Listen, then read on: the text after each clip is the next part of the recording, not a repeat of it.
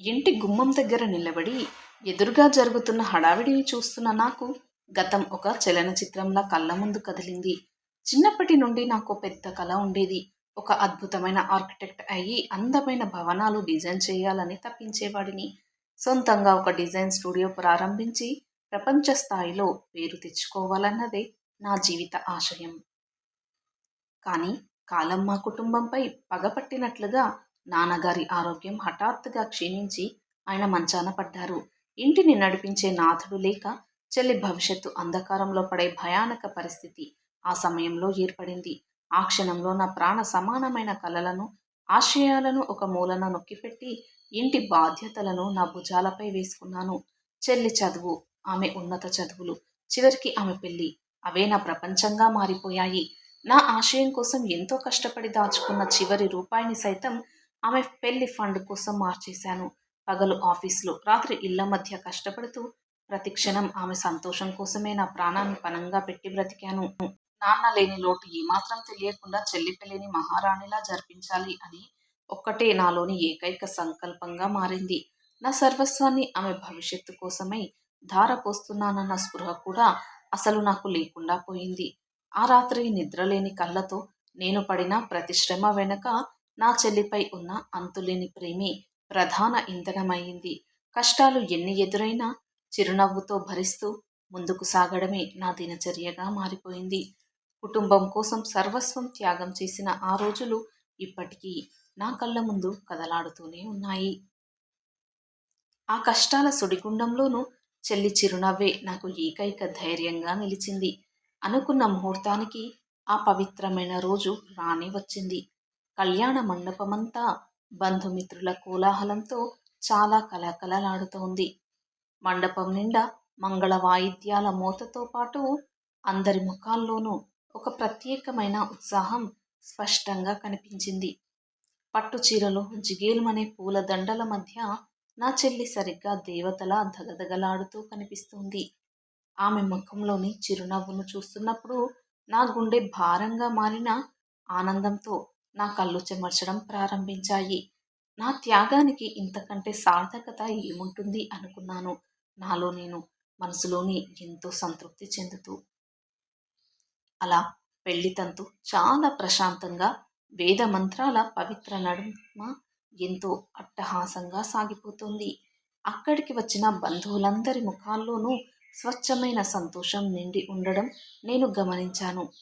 పండితులు భక్తి శ్రద్ధలతో మంత్రాలు చదువుతూ ఉండగా వరుడు పవిత్రమైన తాళి కట్టే సమయం అత్యంత దగ్గర పడింది. అందరూ ఎంతో ఉత్కంఠగా ఆసక్తిగా చూస్తున్న ఆ అద్భుతమైన తరుణంలో ఎటువంటి అడ్డంకులు లేకుండా పెళ్లి తంతు చాలా ఆనందంగా మరియు ప్రశాంతంగా ముగిసింది.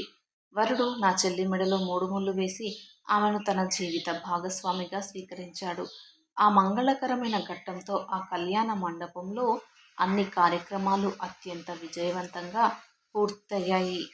బంధువుల దీవెనలు, వేద మంత్రాల ఘోష మధ్య ఆ వివాహ వేడుక అత్యంత కన్నుల పండుగగా ముగిసింది. ఆ క్షణంలో నా మనసులో ఎన్నో సంవత్సరాల ఒక భారం తొలగిపోయినట్లుగా ఒక ప్రశాంతత నెలకొంది. నా చెల్లి జీవితం ఒక చక్కటి మార్గంలోకి అడుగుపెట్టిందన్న సంతృప్తి నా ముఖంలో చిరునవ్వును పూయించింది. ఆ ఆనంద క్షణాలను మనసారా ఆస్వాదిస్తూ నేను అక్కడే నిలబడిపోయాను. పెళ్లి తంతు, బంధువుల వీడ్కోలు అన్నీ, సంప్రదాయ కార్యక్రమాలు అన్నీ పూర్తిగా ముగిసిపోయాయి. నూతన దంపతులు అత్తగారింటికి వెళ్లి శుభ సమయం ఆసన్నమైంది. కారు దగ్గర అందరూ కన్నీటి పర్యంతమవుతూ వీడ్కోలు పలుకుతున్నారు. నా చెల్లి తన భర్తతో కలిసి కారు ఎక్కే ముందు ఏదో గుర్తొచ్చినట్టుగా ఒక్కసారిగా వెనక్కి తిరిగి నన్ను చూసింది. ఆమె కళ్ళల్లో ఆనందంతో పాటు ఎన్నో సంవత్సరాలుగా దాచుకున్న భావోద్వేగాలు కట్టలు తెంచుకొని నీరుగా మారాయి. ఆ సమయంలో అక్కడున్న బంధువులందరూ తమ ఇళ్ల వైపు వెళ్ళిపోవడంతో ఆ ప్రాంతం కాస్త ప్రశాంతంగా మారింది. నా చెల్లి తన భర్తతో కలిసి మళ్ళీ నేరుగా నా దగ్గరకు నడుచుకుంటూ వచ్చింది. తన భర్త పక్కన నిలబడి వణుకుతున్న గొంతుతో నన్ను ప్రేమగా పిలిచింది. అన్నయ్య, అన్ని కార్యక్రమాలు ప్రశాంతంగా ముగిశాయి. ఇప్పుడు నేను నా అత్తగారింటికి వెళ్లే ముందు నీతో చిన్న మాట చెప్పాలి అంటూ నా చెల్లి నాతో మాట్లాడడం ప్రారంభించింది. ఆమె కళ్ళల్లో నీళ్లు చూసి నా గుండె ఒక్కసారిగా పిండేసినట్లుగా అయ్యింది.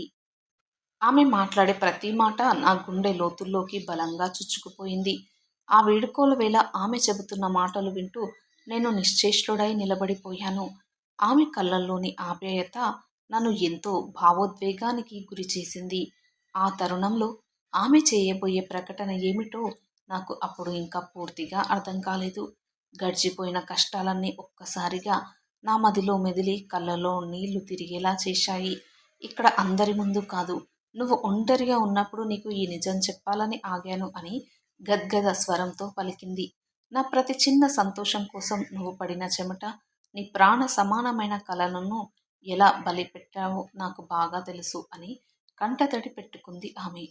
నా ప్రతి సంతోషం కోసం నీ జీవితాన్ని పూర్తిగా అణచివేసిన నీ త్యాగం మీదనే ఈరోజు నేను ఈ స్థానంలో నిలబడ్డాను అని ఆమె కన్నీటి పర్యంతమైంది. తన హ్యాండ్ బ్యాగ్ నుండి ఒక నీట్ లీగల్ ఫైల్ తీసి నా చేతుల్లో ఉంచుతూ ఇలా వివరించింది. నువ్వు ఎప్పుడూ మర్చిపోయిన నీ కల అన్నయ్య, నీ డిజైన్ స్టూడియో ఈ రోజు నుంచి మళ్ళీ ప్రాణం పోసుకుంటుంది అని ఎంతో భావోద్వేగంగా చెప్పింది.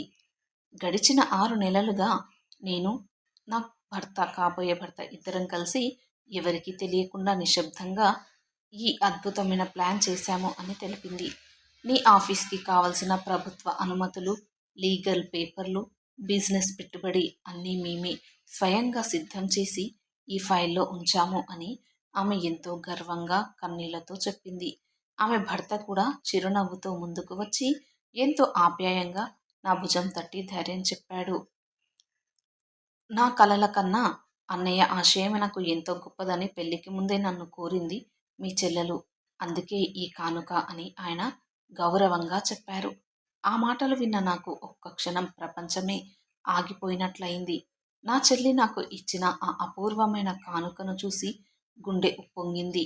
ఆమె నా కోసం చేసిన ఆ ఆశ్చర్యకరమైన పనిని నమ్మలేక కళ్ళ వెంట ఆనంద బాష్పాలు కారాయి.